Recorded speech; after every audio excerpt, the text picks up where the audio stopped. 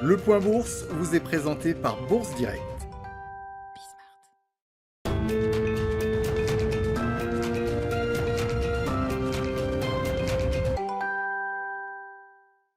La tendance est toujours à la hausse à la Bourse de Paris avant l'ouverture des marchés américains. Marché américain attendu dans le vert également de leur côté, à en croire les contrats futurs sur les indices.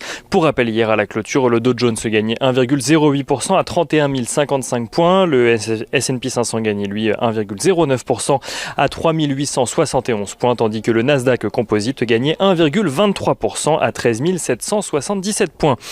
Les investisseurs aux États-Unis qui ont l'espoir tout d'abord de voir le plan de relance budgétaire de 1 900 milliards de dollars adopté prochainement avec le vote de la résolution budgétaire au Sénat avant-hier.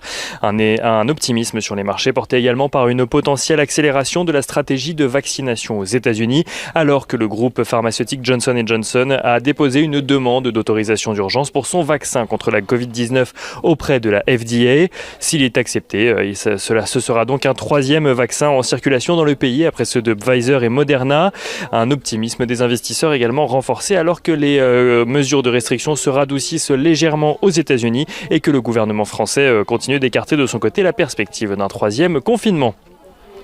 Mais les investisseurs de part et d'autre de l'Atlantique vont surtout suivre de près la publication du rapport sur l'emploi du Bureau of Labor Statistics pour le mois de janvier. Un rapport dont le consensus attendu par Bloomberg espère qu'il fasse mention de 105 000 emplois créés dans le secteur non agricole et d'un taux de chômage attendu stable à 6,7% de la population active. Du côté des valeurs à suivre à présent, à Wall Street, le groupe pharmaceutique Regeneron a annoncé vendredi un bénéfice trimestriel supérieur aux attentes.